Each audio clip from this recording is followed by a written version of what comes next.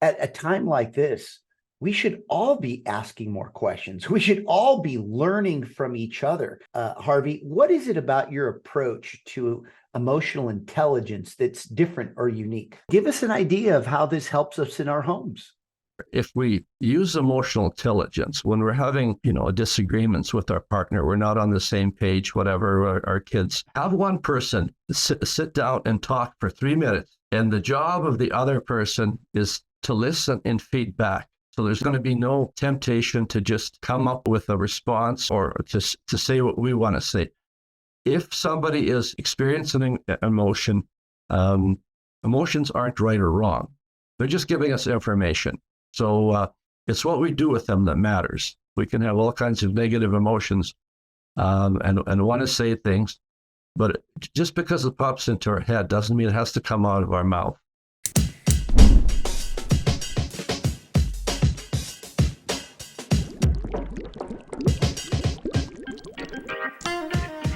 You are listening to Personalization Outbreak, a podcast about the collapse of traditional corporate standards in today's more personalized world. I'm Glenn Yopes. I'm a leadership strategist, author, contributor to Forbes, and founder of the Leadership in the Age of Personalization movement. On this show, I'm interviewing executives across multiple sectors to find out how the balance between standardization and personalization can exist. Hello, everyone. Welcome back to Personalization Outbreak Podcast, Season 5. We're making a lot of progress here over the past 5 years, and we're very grateful that you've been a loyal audience member. But today, we're going to kick it off by talking about emotional intelligence and how it is increasingly being recognized as one of the most valuable skills an employee or leader can possess. And improving emotional intelligence levels can actually benefit life outside the workplace. Because that's what personalization is all about, right? It's not just what happens in the workplace, but what happens in your daily lives. Now, whether you're procrastinating or a toxic coworker or trying to improve connections in our relationships at home, strong emotional intelligence is an important tool that can drastically change the outcome of any situation. I got news for you. We have Harvey Deutschendorf, who is a emotional intelligence expert, who's going to be with us today to talk about how we can resolve all this toxicity, this polarization, and maybe the levels of isolation that we're all feeling in our lives today, whether at work or outside of work. And we'll discuss in particular his new book, Emotional Intelligence Game Changers, right here, 101 Simple Ways to Win at Work and in Life. I'd suggest that you win at life first, because when you do, you'll win at work. And he'll talk a little bit about this, how while they're so interconnected, we got to take care of ourselves in our own day-to-day lives before we could actually learn how to take care of others. Now, I highly recommend this book, not just because Harvey's our guest, but as I was telling Harvey before he joins us, this has so much applicability to everything we do in life in this time of polarization, in this time we're all trying to figure out what's next, how to be more resilient, how to reinvent ourselves, how to move ourselves forward from the frustrations and isolations of everyday life. And he puts it out and lays it out so simply in this book. And I'm going to give you some personal examples of the things that affected me in this book that I think you can all resonate with. So before we get started, please click the like button below, share it with your colleagues, and subscribe to our YouTube channel and social media at Glenn Yopes. Harvey, great to have you, my friend. How you doing? I'm doing great, Glenn. I'm just thrilled to be on. Really looking forward to it. Well, Harvey, you were with us last season, and we brought you back, not just because of your book, because of the relevance of emotional intelligence in the world that we live in today. Now, I'm going to go a little bit off of our plan, Harvey, because I want to jump right into part of your book that really caught my attention. And, the cool thing about this book, it gives you some simple exercises that puts you to the test after each particular chapter. But one of the things that I've been talking about lately, Harvey, is resilience. And we think that we're resilient because maybe we know how to bounce back during times of change and volatility. But what I've really come to learn is that resilience doesn't really work in your favor unless you do that at your highest levels of integrity. And you talk about in your book the importance of doing the right thing. And this is connected to tip number 8, do what trusted leaders do. And you say this: one of the easiest ways for a leader to lose trust is to do what is convenient and beneficial to himself or herself. Harvey, why is emotional intelligence so important in helping us do what's right? Well, because I think if we're in tune to ourselves, we know that we need to do what's right, because if we take the easy way out or the most convenient way out or even the way that's most beneficial to us right at the moment, we will have regrets later on. We will pay the price for that, because we won't feel good about ourselves, and it will come back to bite us. So it's important to always do the right thing, even though it's difficult at the time. And, we may have to pay the price for doing what's right at the time, but for our own peace of mind, for us feeling good about ourselves in the future, we need to do that thing do the thing that's hard. Like Eleanor Roosevelt says, do the thing that's hard. And so that's what we need to do, because we can see ahead. We're aware already when that's happening that, if we don't do what's right now, it's going to cost us our integrity. We'll have to live with that for the rest of our lives. So we'll choose to do the right thing. Harvey, do you really think that people intuitively know the difference between right and wrong? Well, at some level, I think people do, but I think we can really fool ourselves. I mean, we can tell ourselves all kinds of stories and make things up and believe them. But I think at a core level, Glenn, that we do know what's right or wrong. And if we start telling ourselves or talking ourselves into doing things that aren't right, at some level, we know that and we regret it. And then we have to cover up what we did, and it gets into a real vicious spiral. And so, we don't get away with doing what's wrong. We pay the price at some level, that regardless of how much we try to tell ourselves, it's, make up reasons that we did the wrong thing. So, yeah. You know what you've just validated for me, Harvey, is that it's easy to get caught in doing what we've known for years as the world changes around us. And I think we actually know when the world is changing. I just don't think, based on what you just said, and I agree with you, that we actually lose touch with the changing world around us, even though we know it's changing, because we don't adapt ourselves. And we know that, well, maybe I don't need to do that now, much like in the workplace. I don't have to invest in that change in the business today because it's not impacting me now. But deep down inside that, well, maybe we should, but should we really? And I bring this scenario up because what does having emotional intelligence have to do with this? Let's go deeper into that a bit, Harvey. Well, I think if you have emotional intelligence, you know that change is happening, and instead of avoiding it and having to play catch up after, you jump into it, because you realize that you've changed a lot in the past, and you've gone through that, and you've managed to, at least you remember a lot of times when you thought of change as being very frightening and scary and everything, but you went through it and you came out okay, and this too will turn out okay. Just go through it. There's going to be setbacks, there's going to be frustrations, but just do it, and don't wait, because the longer you wait, you're going to have to play catch up. The more difficult it gets. Just do it. Get into it. It's the idea that is often more frightening than when actually you're into it. When you're into the change, it's thinking about it that makes it so much more frightening than it actually is. And yeah. So how can it's interesting.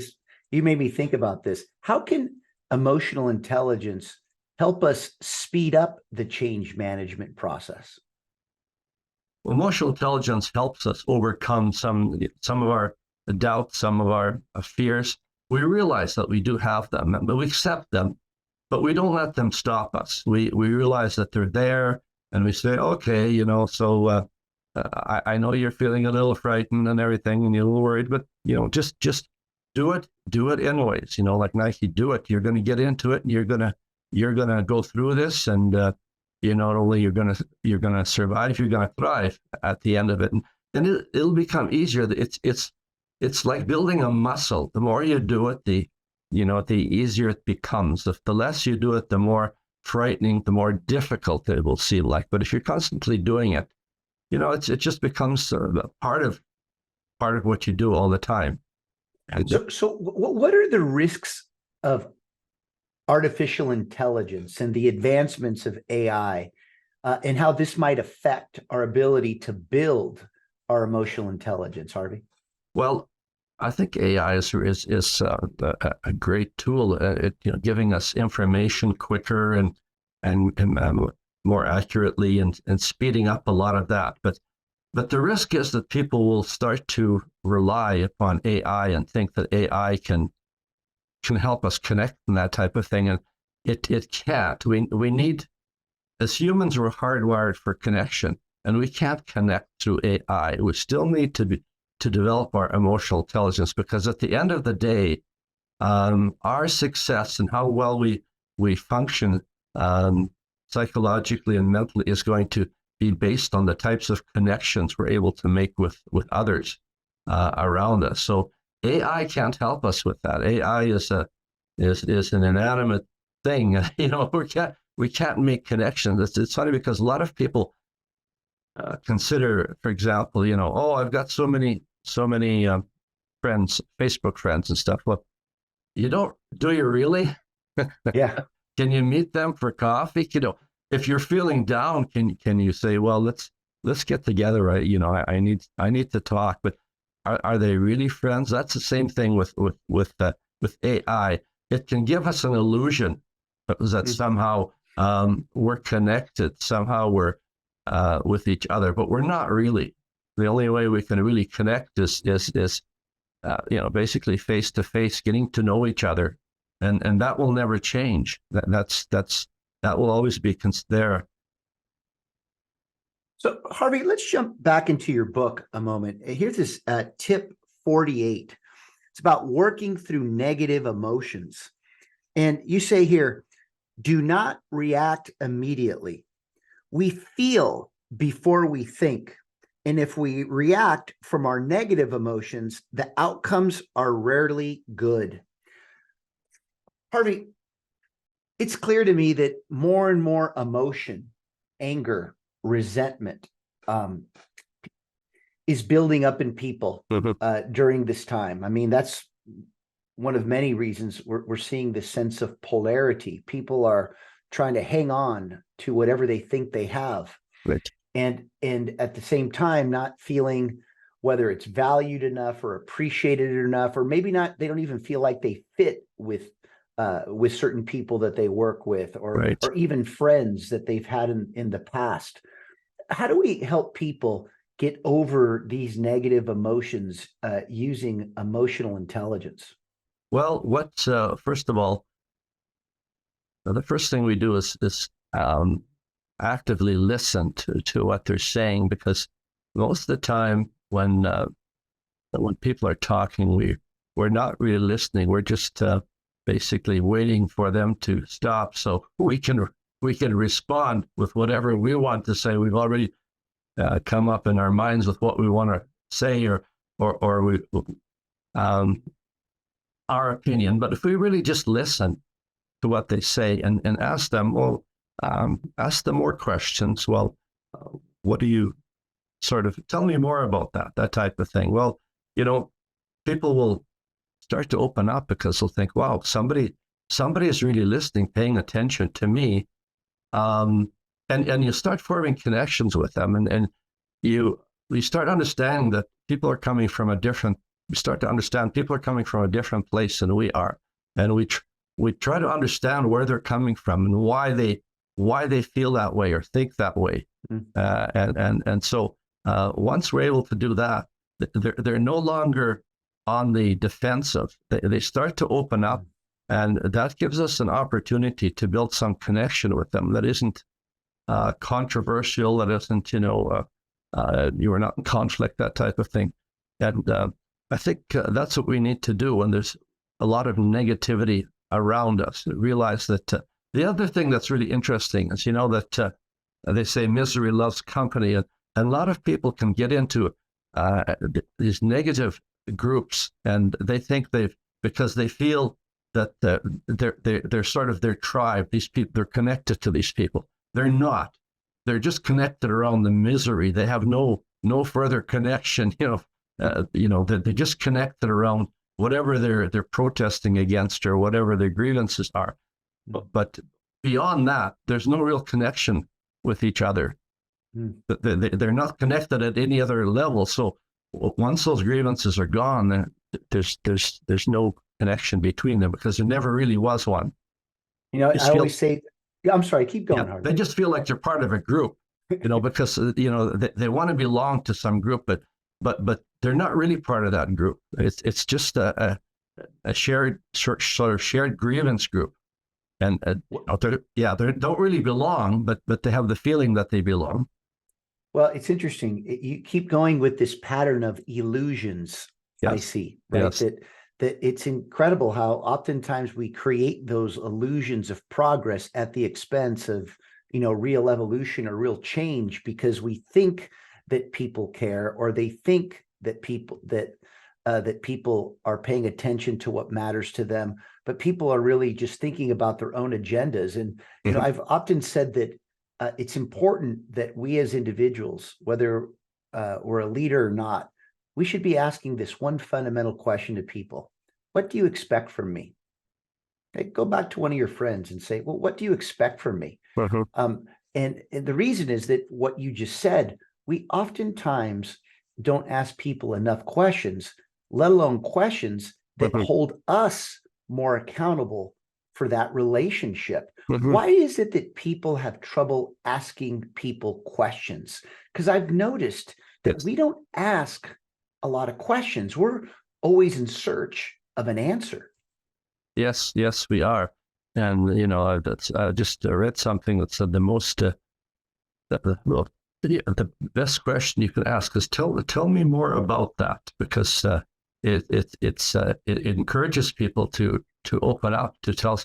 And the reason I think we don't ask enough questions is we're stuck in our sort of views and our own thinking, and aren't really curious to learn. We're just looking for an opportunity to advance our own views and our own thinking. We're not interested in really learning about other views.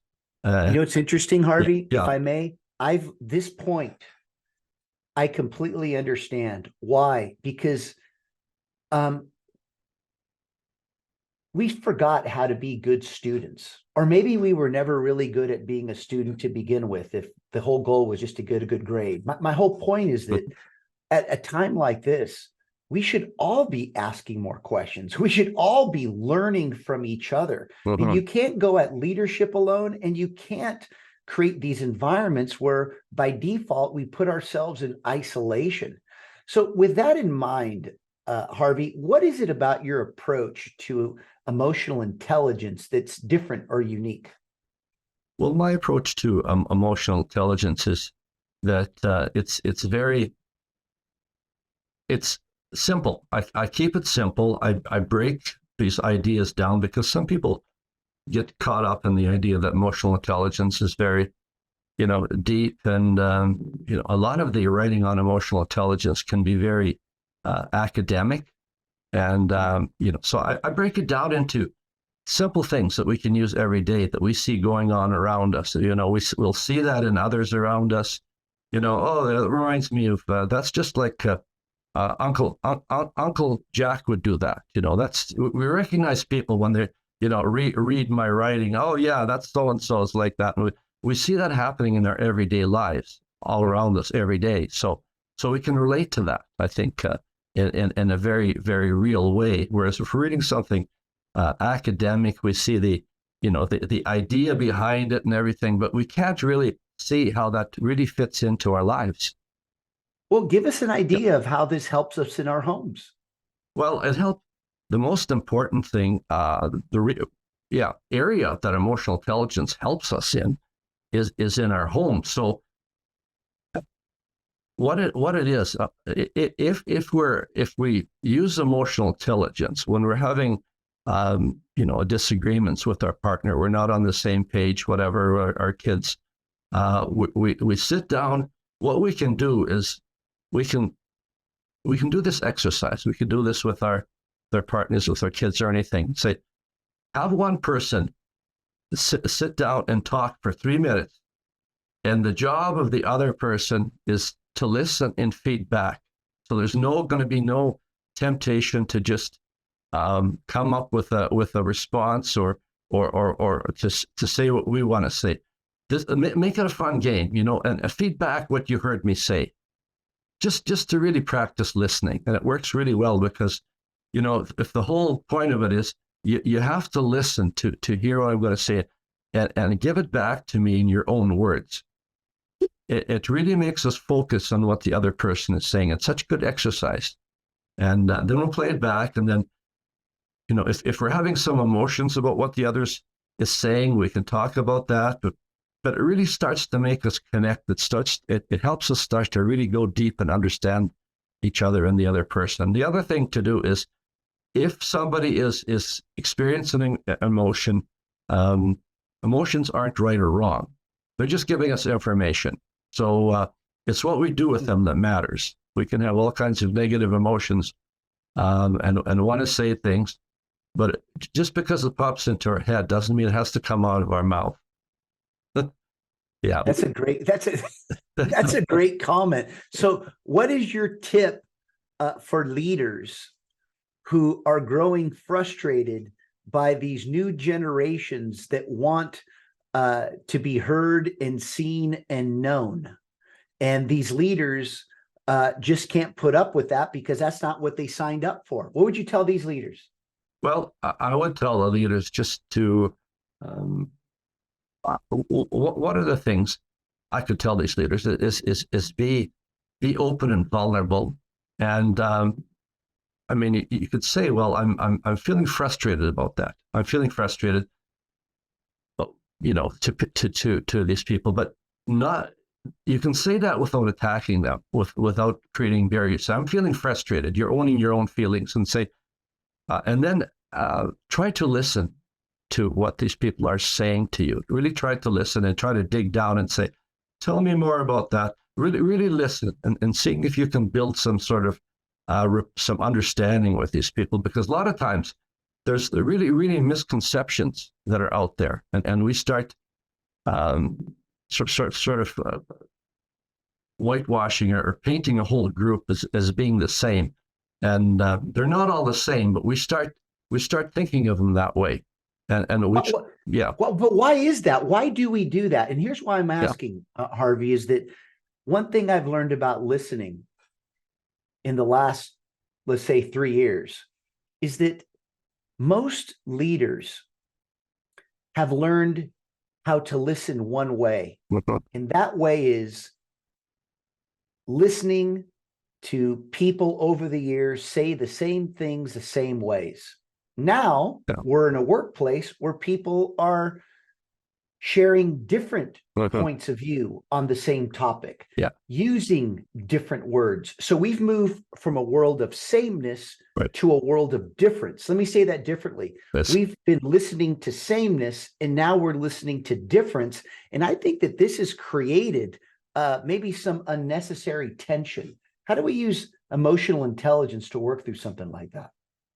Well, I think, like you say, we're working with different groups with different ideas, and the emotional intelligence, we learn about what makes these groups think the way they do, be the way they are, and we treat them all as individuals, not as just sort of lump them into one group, because they're all at some level they're different. They have all different personalities. and they think a little bit differently. But we tend to, and what we do is we often get something called triggers. Something somebody says triggers us, and it reminds us of something in the past that was negative or we didn't like or anything. Where it's not necessarily that person, a group at all, but it reminds us of something past. And the more we are aware of that, the more we can sort of override it and say, oh yeah, that but it's not that person, it's not that situation. It just brings us back to another situation that sort of we had some negative emotions over, and the more we can override that, overcome that, the more we can build those connections and understand people. And once we understand people, a lot of times, we have ideas about people, misconceptions, and once we talk to them, once we get to know them, those things kind of melt away because we realize we had some ideas about them, some thoughts about them that weren't accurate. That's happened to me a lot. I found they're not really like that the way I thought they were once I got to know them. You just said the key. Do you see me? Do you know me? Yes. And this is so important, especially when we need to know and see people, and not just who they are as individuals, but how they can contribute to today's problems and opportunities that are so much different than they were in the past. So Harvey, do you have any closing comments as we get closer to wrapping things up? Well, emotional intelligence is it's a marathon. It's not a sprint. You just have to keep practicing every day. And the way to do that is not just read about it. Go out and practice these things. We need to work these things, practice them with other people. That's how we learn. That's how we get better at it. That's how we grow. It's just practicing every day, step every day, a little bit, do something. Well, with that, I'm going to help you close here, Harvey. So this had to do with tip number 95. Do this when facing adversity. And here's your exercise. If you don't have a support network, start developing one right away. Such networks don't happen by accident. They are built up over time with effort and consistency. Start by asking to help others in times of need. Start by offering to help others in times of need. What we put out to others comes back to us multiplied. Who needs your help today? This is a great tip because it's putting the onus on us. We're in a world that needs to be more interconnected and interdependent than ever before. Maybe the way you helped and offered value in the past is different than what you can do in helping people through challenging times that exist today. I think this tip helps us realize that when you zoom in on adversity, it seems real big. But when you zoom out, you recognize the opportunities that are all around us. Any thoughts, Harvey? Wonderful. I love it. I love the way you put it. It's great. You're right to the point. And 100% I agree. Well, your tip, this is my point to the people who are watching and listening. Right. We could all relate to your message. We could all relate to your lessons. Again, everyone, pick up a copy of Harvey's book, Emotional Intelligence, Game Changers. Harvey, always a pleasure. Thanks for being a guest. And again, we'll bring you back in the future because you're always evolving and inspiring us and teaching us with your new thinking. Harvey, thanks again for your time. We'll be in touch. Thank you, Glenn. I thoroughly enjoyed it. And as we leave every show, when you lead in the age of personalization, you will see things that others don't. Do what others won't and keep pushing when prudence says quit. Thank you very much. Thanks for listening to Personalization Outbreak. Make sure to subscribe so you never miss a show. If you enjoyed the content, visit ageofpersonalization.com to check out our free streaming video series and learn how to get involved in the movement. I'm Glenn Yopes. I wish you a good day, and remember, without strategy, change is merely substitution, not evolution.